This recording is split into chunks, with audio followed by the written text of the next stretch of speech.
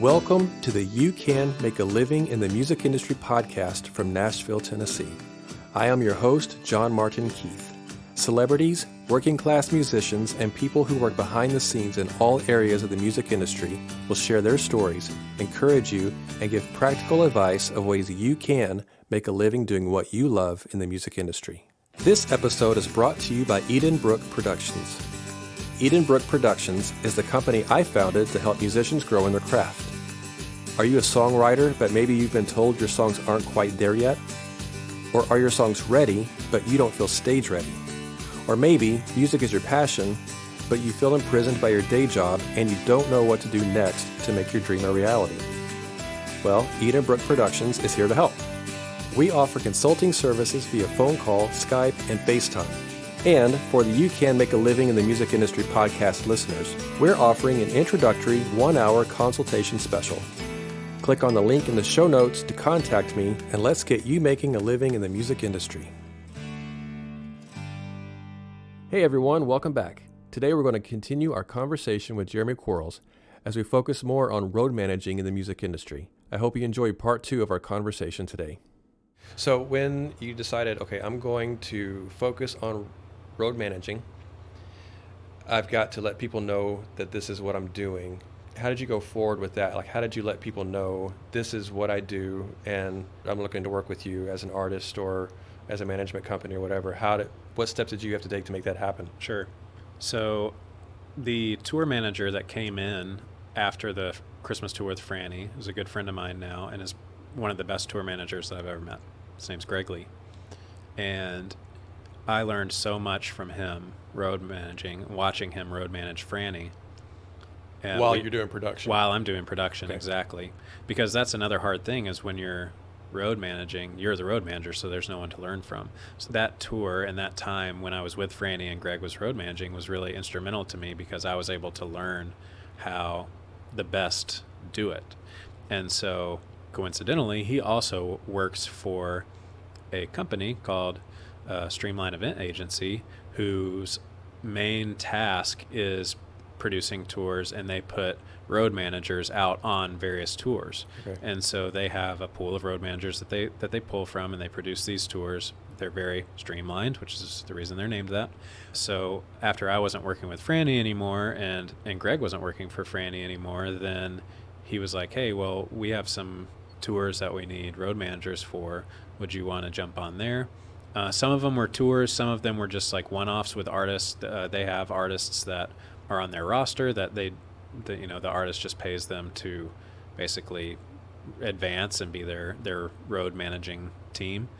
And so there were a couple artists that I jumped on with for just various short runs or one-offs or whatever that they needed. And then I just kind of pulled from my connections with other artist managers that I knew and said, hey, this is what I'm starting to think. I know I've been a production guy in the past, but I would like to start road managing. So if any of your artists need road managers coming up, just let me know. And just really just letting the people that I knew know that that's the direction I was heading, because you can't be afraid to let people know those things and to ask for those things. Even if they didn't have artists that needed it or whatever, you just always want to put that in people's mind, because again, the music community here is very small, tight-knit community, and we all want to bring each other up. And so you just have to let people know what's going on so that they can help you out. Was that a fairly easy transition to go from production into road managing? Like when you started letting people know, hey, this is what I'm doing, I'm switching into this. Was that It probably took a year and a half in my mind to where I made the switch from being a production guy that could road manage to fully being a road manager that could do production. So it was not a fast, well, some people might think that's fast. It did not feel like a fast process in the middle. Right. In the middle of that, it was very uncomfortable. That's a good term, because there's nothing easy about doing music. No. The music business is not an easy living. It's a great living. It's a fun living. Otherwise, we wouldn't be doing it and sitting here talking about it. But it is uncomfortable, and it's hard work. So for people that are listening and wanting to hopefully get into some aspect of it, they need to know that you got to work extremely hard, and it's worthwhile. It's very much what we want to do, or else we wouldn't be here. So it can be lucrative. You can make a really, really good living at it. You can barely scrape by. Yep. Some days, and most days, I think the majority of us are just scraping by, if we're going to be really completely honest. Yeah. But that's what you have to do. I would say if you can do anything else and be satisfied with your life, then you should do something else. Oh.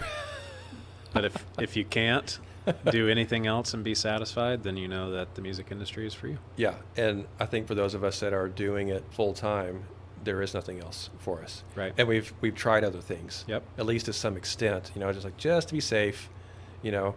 I know that some of us, we get to a point in our lives, in our careers, where we're just not as passionate about it as we used to be. And a lot of people do transition into other things, that aren't music related at all, and that's okay. And that sometimes that seems really weird.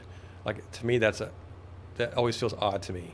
Mm-hmm. When somebody's like, I just don't want to do this anymore, and rightfully so. And I understand why, but for those of us that are wired, like since I was 4 years old or younger, all I've ever wanted to do was music. Yeah. That's it. There's nothing else, something music related. And so to go do something completely opposite of that is a foreign concept to me. But there are plenty of people do it. I mean, I know there's something else that you're doing that's not even music related. We'll get into a little bit. Yeah. And which is awesome. And sometimes we actually need to have something, and it might not be a career thing. It's just I need a break. Yeah. From music, because it's all we do. It's like I go to bed with things just churning in my mind. Mm-hmm. That's just music, and it's hard to turn it off. It's like if you really love your wife, but if you spent every second of every day with her without ever being, having any sort of separation, then you would probably get on each other's nerves really, really bad. Sure. Yeah. So, who are some of the artists that you've worked with recently? Not at the moment, but leading up to now. I was gonna say I might need that list to refresh my memory. Here, you can look at it right there. So, leading up to now, yeah, wow. It's a big list. I'm even remembering these as we go. It's a great list. I'll start before my current position and then kind of move backwards. I was with Love and the Outcome for a long time. There's some dear friends of mine, Chris and Jody. I road managed and ran front of house for them, did their production managing. Worked with Brandon Heath, Sidewalk Prophets, The Afters, who I still actually advance manage for, which is a term that I kind of made up myself, but I take care of all the advancing. So what does that mean for our listener who's wanting to get into this? Like, what is advancing? Yeah, so advancing is a part of road managing, but it's without the road. It's everything that you do leading up to the show. So you don't just walk into a show. It's like, well, the contract's signed. I'll see you on October 4th or whatever. The road manager, or in my case, the advance manager, is in constant contact with the people putting on the show, making sure that they're going to have food for the artists and that there are dressing rooms and green rooms, and hey, are there going to be private restrooms for the guys to use, or are they going to have to go, especially at churches, there's a lot of these logistics to work out, because it's like this church might not have private restrooms backstage or anything because it's a church, it's not a concert venue. So right. They're like, oh, actually, we hadn't thought about that, and we had all the restrooms open to the public. And it's like, well, if the guys need to go to the restroom during the show or like intermission, then that's going to be kind of weird. So right. Things like that, and we just kind of help the promoter prepare for us, the artist coming in. Okay. On the same side of that, I also handle their advancing for the production side of things, so I make sure they have the most updated stage plot and input list and backline rider, just so that they're completely ready, or as ready as they can be for the band coming in, and there are no surprises. Gotcha. So I also do that for the artists that I road manage for. It's just then I also go on the road with those artists to make sure that it's all getting done. It's all getting done, exactly. And my goal when I'm on the road is to have nothing to do, because everything's already done. It's just gotcha. Managing, making sure that the day happens as we have it set up.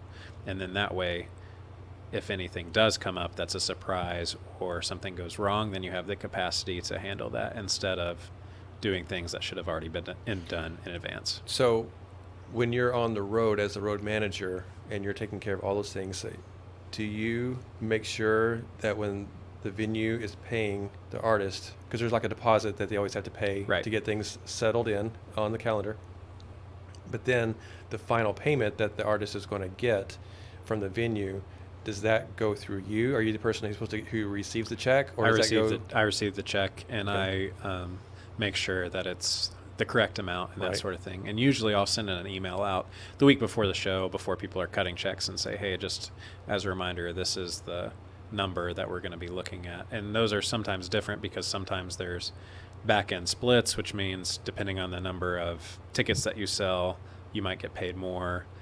You might get a bonus, or you might get a percentage of the ticket sales after a certain point.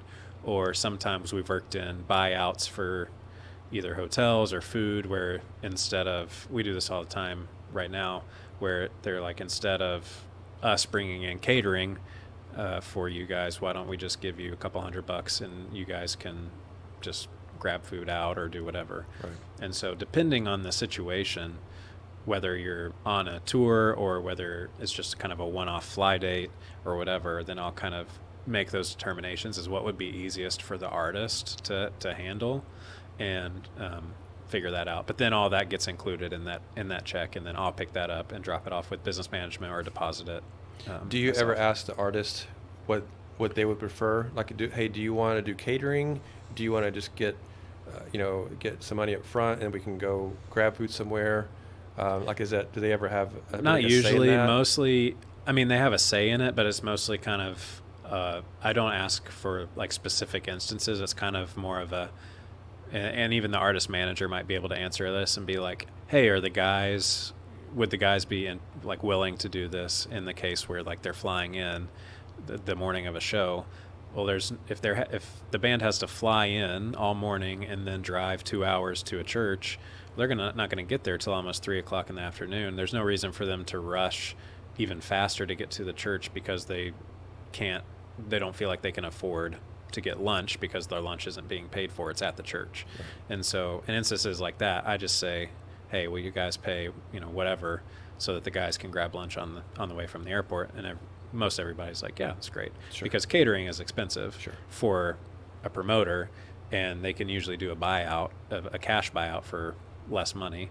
Yeah. And Is there an average, like a cash buyout? I mean, I know every artist is different. It's usually like, for lunches might be $15 or $20 a person. Okay. For dinner, it's usually $25-$30 a person. Gotcha. And then depending on the number of people that you have on the tour, then you just kind of tally that up and usually take it in a lump sum and have them add it to the check. Gotcha. Okay, so keep going. Who are some Anyway. other people you've worked with? Yeah, so I said, let's see, Love and the Outcome, the Afters, Brandon Heath, Mandisa. I did a single tour with Mandisa where I road managed that. I've road managed and mixed for Brandon on 2 tours and a bunch of one-offs whenever he would just have kind of random shows. I'd go out with him. Sidewalk Prophets road managed, and I think I mixed for them. Aaron Schust, Anthem Lights. Anthem Lights was another band that I advance managed for, where I didn't actually go on the road with them. I just did the advancing. Okay. I did do one show with them in Sri Lanka randomly. Wow. Just a one-off, which was That crazy. is random. Super random, but really, really fun. And they were like, we don't want to go do this without anybody there. And so I was like, well, I'll go. Sounds fun. And it was. Yeah. Selah, Hawk Nelson, all these are mostly people. I very rarely ever road managed only. These are all people that I would road manage and mix for. Okay. So 2 questions. One, were most of these through Streamlined Entertainment, through that group company? No. So there are probably, as I look at the list, I'm trying to remember, probably just 2 or 3 that are with Streamline, and then the rest are just connections that I made. I did a bunch of tours with, not a bunch, 3 or 4 maybe, with Jason Gray, where I was road managing and mixing. Okay, so you're working with, let's say you're working with the Afters, Yep. and you're road managing them, and maybe running sound. Well, just advanced managing for the Afters. Okay. So like never going on the road with Okay, them, just taking care of their. All right, I picked the wrong Yeah. guess. Okay, so one of them that you're road managing for, okay, and then you get done with that tour. How does someone, if it's not through that other company, it's just on your own, how did you get connected, say, like with Jason Gray? Mostly managers. I don't remember. So exactly. it's all because you know artist management. Yeah. And you probably know the artist anyway to some degree. To some degree. I'm trying to remember exactly how I got in with Jason, because there's a couple different connections. This kind of goes back to what we were talking about earlier. But so on that original tour, the Rock and Worship Roadshow, when Jeremy Camp was on there at the time, there was a guy named Walt Smith who was Jeremy Camp's bass player. Well, in addition to playing bass for Jeremy Camp, he worked for this management company who was managed Jason Gray. Also managed by that company was Aaron Schust, who I ended up doing some work for through Streamline, but is under the same management company as Jason Gray, who I had met Walt from earlier. And so I say all that to say there were multiple connections. I don't remember which is the one that actually led to me working with Jason, but ultimately, then there's a third one, in that I was the monitor engineer on the Bible tour, the original Bible tour, where it went in conjunction with the movie, and they would play portions of the movie, and then different bands would kind of, it wasn't the soundtrack, but they would play songs that kind of went along with the movie. It was a very cool idea for a tour. And so let me stop you there real quick. Yeah. Because I meant to ask you this earlier. So when you're running sound, front of house, for listeners, that means you're out in with the audience. Yep. Looking at the stage. It's what the audience hears. Everything the audience hears. Yep. You're in charge of making sure that that's all done correctly. If you're running monitor, it's what the band hears. That's what the band hears, and that's usually their in-ears, Yep. if they're running in-ears, or stage monitors. So where are you as a monitor? Usually side stage. Okay, so side stage, off the side, so the audience doesn't really see you. If you're Not running. necessarily, yeah. I mean, off to the side, kind of in the shadows. So what's the difference in running monitor as opposed to running front of house for listeners who are trying to say, maybe I want to be a front of house guy, maybe I want to run monitors for a band. Yeah. What's the difference? Well, in my mind, the difference is I feel like I have a pretty good shot of making 6 people happy. I don't feel like I have a very good shot of making 6,000 people happy. Good point. I always preferred monitor engineering. Really? But the most of my work came in front of house engineer. Okay. So that's just kind of how it worked out. So you're just, as a monitor guy, you're running, making sure that all the band can hear each individual instrument in their particular sets of ears. Yep. Yeah, however they want it mixed. During sound checks, we just go through and they'll play every individual instrument and go kick, snare, hi-hat, tom 1, tom 2, play the whole kit. Up, down, just kind of looking at everybody. It's a very much like kind of on your toes sort of position, and every band member has a different mix that they like to hear. And so then as you're with bands longer, you kind of learn what they like, and you can adjust more on the fly for them. But yeah, it's all about just making the musician as comfortable as possible so that they can play the best that they can play. So have you ever run into a situation where like that just ended up being sort of a disaster? Yeah. You don't have to give names. Yeah. Oh, I can, because it's my fault. It's a disaster, not theirs. Okay.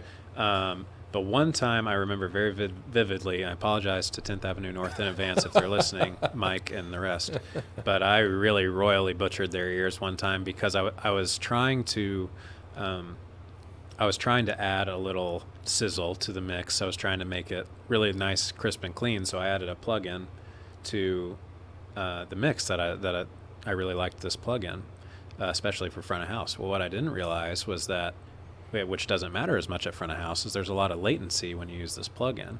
And so they would be singing and playing, and then they would hear it later in their ears because this thing that I had put on the mix was delaying the feed going back to their ears just very slightly. They played the whole show like that. Oh, goodness. But it was enough to where they came off stage and were like, that was so weird. Like, what was going on? I don't know if I actually told them. This might be when they're discovering it. But that's the time that sticks out in my mind as kind of like, okay, well, that's when I learned that simplicity is best, and that you don't, especially for monitor engineers, there's kind of a baseline of how things sound good. But if you're at that baseline, then take it simple. If people ask for it up, turn it up. If people ask for it down, turn it down. If they're saying this sounds a certain way, I want it to sound this certain other way, then you can start getting creative and trying to figure out, well, maybe I need to add a compressor or a de-esser or whatever you end up adding. But from that moment on, I took a much simpler approach to mixing ears. That makes sense. That's a funny story. That'd be awesome if they were to hear this for the first time. Yeah, I hope so. I hope so. We'll make sure to let them know, so they can listen in. Okay, so all of those amazing artists that you've worked with, and that has led you up to working now with Mr. Steven Curtis Chapman. Yay! Yeah. Which again is another connection story, because when I was on the road with Jason Gray, we did this tour. I believe it's called maybe the Every Act of Love tour. If you don't know by now, my memory is terrible, but a lot of shows, it's just easy to get them confused. So we did this tour with Jason Gray, and on the tour was Jason, obviously, was headlining Unspoken, a band called Carrollton, and a girl named Lindsay McCall. I didn't know any of them ahead of time, other than maybe I had met Jason. And on tour, it was a great tour. We all got along really, really well. It was a very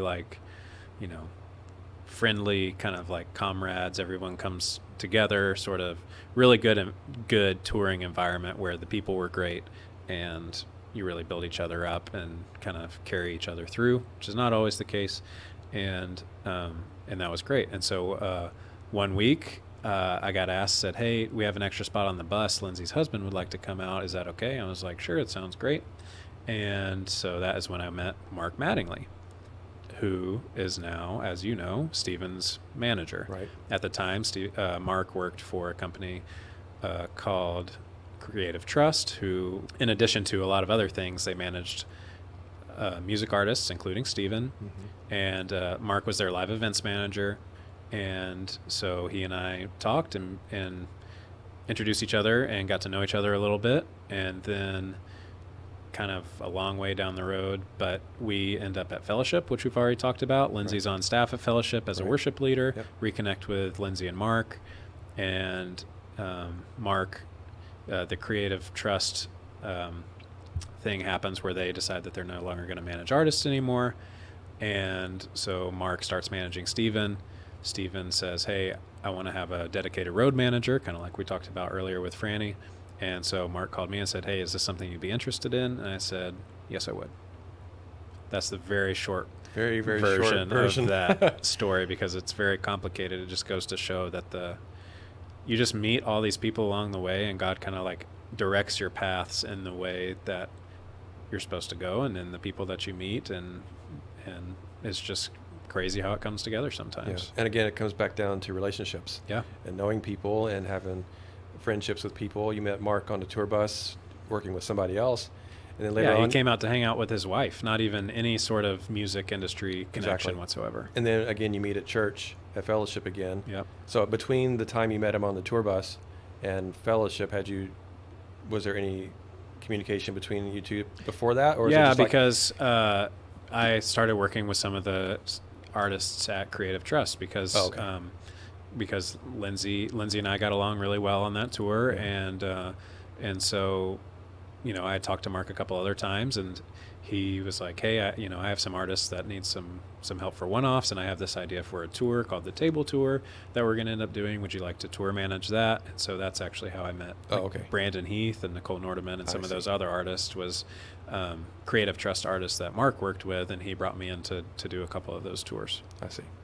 Yeah, Lindsay's an amazing artist and songwriter and singer, and I've enjoyed playing with her and writing with her, and it's been really cool. So so what are some of the day-to-day tasks that you do working with Steven Curtis now as his road manager? It's all about, it's like I said, kind of the advancing side of things. I am in communications with promoters for shows. Usually I work about 4 to 6 weeks in advance of a show, and so I'm just looking at the calendar, trying to stay on top of our travel and booking flights and making sure that we get to where we need to go, and then working with the company, whoever's putting on the show, to say, are you ready for us to come in? That tour that we're doing in particular right now is called SCC Solo, where it's just Steven and acoustic guitar. And so on a tour like that, we usually just, do the meal buyouts because we're usually flying in, and it's just a lot more flexible that way. And we try to make it as easy on the promoter as possible so that we do what we need to do, and it's not a burden on them. And so it's just a lot of communication with the promoters getting ready for these shows. And I'm also mixing front of house for Steven, front of house and monitors for Steven now, in addition to the road managing. And so I'm taking care of making sure that they're ready for what we're bringing in, that they're providing the things on the production side that we need them to provide to do the show, and just all around making sure that we have a really smooth day. That's cool. What's the most fun part of that job for you right now? This spring, we did a lot of theaters, which is kind of uncommon in Christian music in a lot of ways. Like, I've done more shows in churches than I care to count. And doing shows in churches is great, but they also have challenges, and they aren't designed for shows, and they don't often sound amazing because they're not designed to do concerts, which is fine. So you're not bringing in your own sound system at right now? No, we're not. So the only thing that we're bringing in at the moment, we are bringing in a front of house console, which we fly with. And then we bring in our own microphones and our wireless. So Steven's wireless mic and his in-ears. And the only reason that we bring those things is just so that we can have consistency. So the only thing that we have the venue provide on the production side would be the speakers and mic cables and mic stands. And so we take care of the mics and the sound console and everything else. They provide lights. We're not carrying any of those big, heavy things, but anything that we can carry, we try to take with us just so that there's a lot of consistency. Do you have to make sure that when you're at a church doing this particular type of tour, that you're going to churches? I mean, granted, knowing Steve and the audience that's coming to him, they're large audiences anyway. Sure. So the majority of the time, they're already going to be large churches, mega churches or whatever, that can hold a good capacity of people. But do you have to make sure that you're going into a church venue that already has a high quality speaker system, knowing that, because of what the tour is? Some of that is done on the front end with booking agent and the rider. So every booking agent that's booking your artist will send out the artist rider, which has minimum requirements. Right. And so either a church has to sign on and say our system meets these minimum requirements, or they're already planning on bringing in an external sound company. They're going to rent something and do it. Exactly. So by the time it gets to me, they usually know what they're going to have to do, and then I just kind of double check them on, okay, this is kind of what we're looking at, or hey, we might need to do this extra thing here or whatever. So by the time it gets to me, hopefully it's sorted out, and then I'm kind of the last line of defense as to if something's getting kind of squirrely, but I don't run into that a ton, which is nice. So you say your goal is to get to a venue and not have to do anything, because everything's already been done. Correct. So when as a road manager, right. On the production side, it doesn't work. Well, you don't like get to do that because exactly. I was going to ask. Yeah, I forgot. I was going to ask. I can't even count how many times I've been to a Steven Curtis concert. Me neither. You've been to more than I have, and I've been to a lot over my life. We just did in April. We just did the 100th show of this SEC solo, which is a lot of shows for a single tour. Yeah, you beat me. It's insane. Yeah. I thought I held the record for so long. Well, I'm sure I don't even hold the record. I mean, yeah. I might have the most current record, but. And then you get to run sound. I mean, I think that's a really cool thing just to kind of follow back up on, is that, okay, over your career, 10, 15 years maybe? Yeah. Roughly? Yeah, 10 years. Okay. You've done audio engineering, yep. road crew, learning the process. Yep. Of setting up and tearing down, and then you've transitioned over into road managing for people, and so now, and you've done monitors and front of house, and so you've done like these 3 or 4 different things, and you play keys, and you play keys for different people from time to time, those types of things. So those are all kind of into play, but it just shows, even though it may feel like this is one job that you have as an umbrella, you're still doing 3 or 4 things that allow you to have that role. Yep. That title, I guess. And so just having, those are multiple streams of income, but doing those things, that allows you multiple things to do in music that lets you do it full time for a living. Yeah. And that's awesome. Yeah.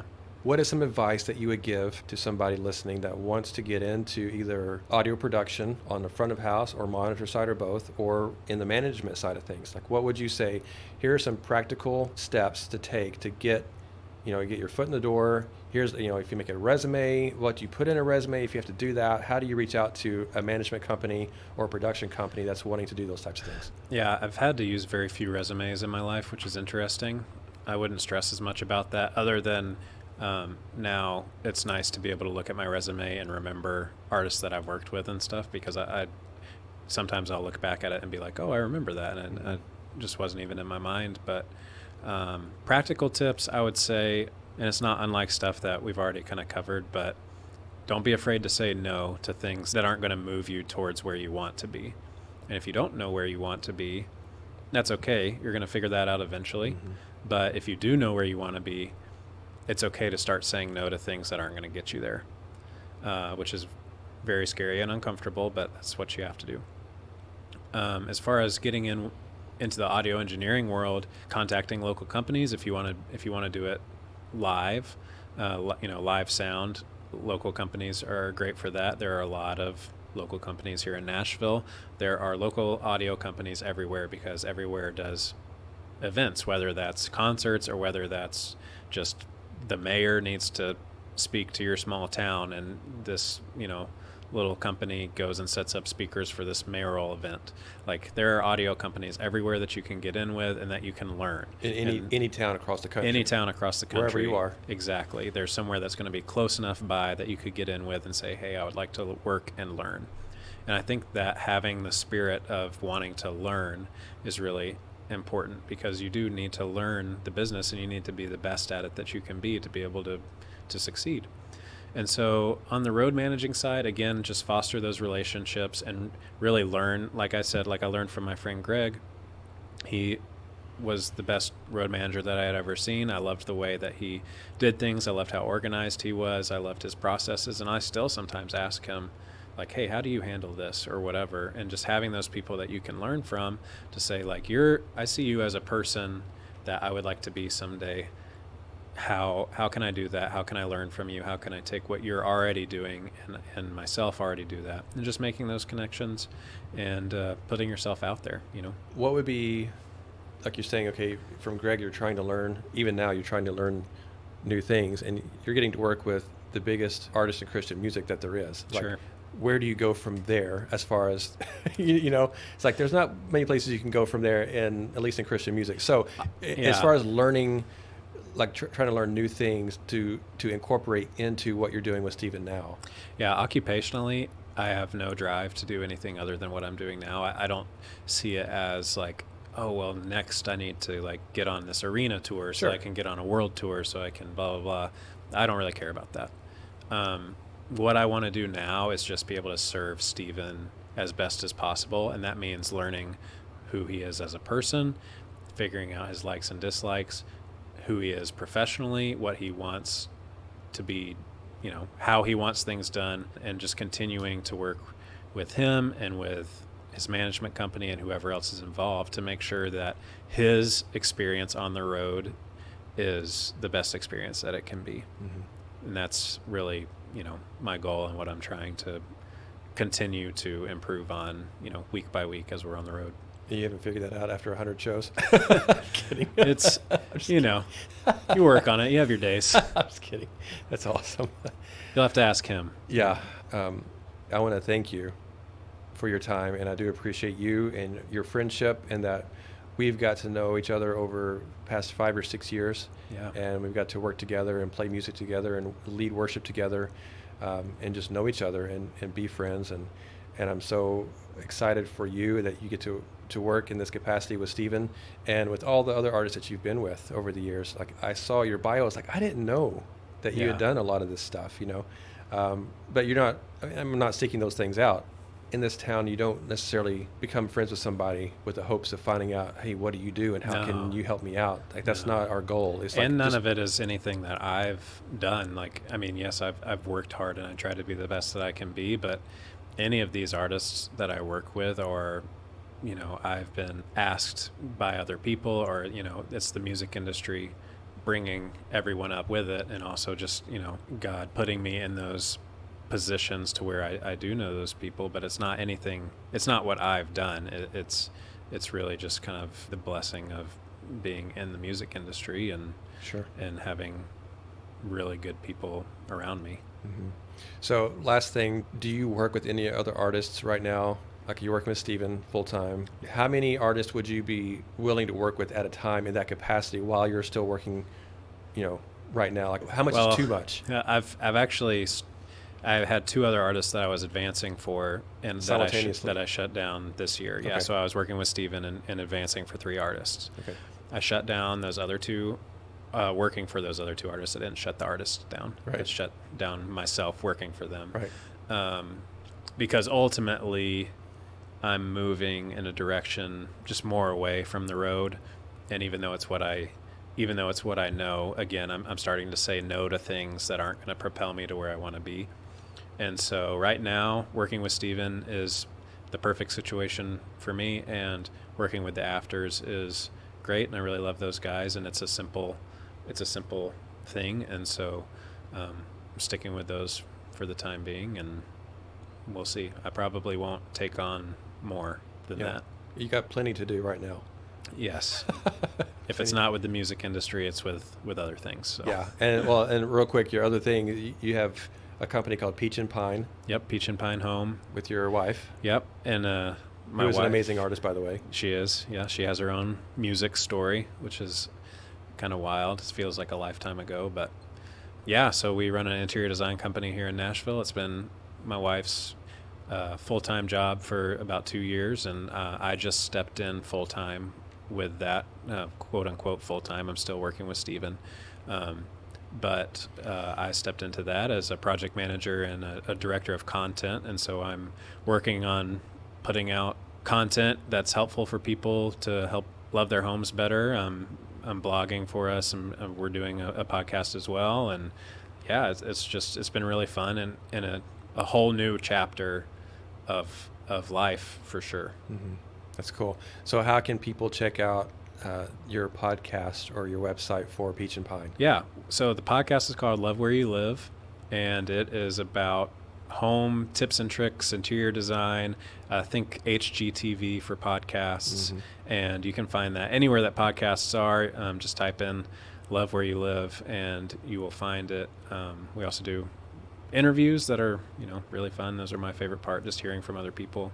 But our website for the interior design stuff is peachandpinehome.com, and that's where our blog is. You can also find out more about the podcast there.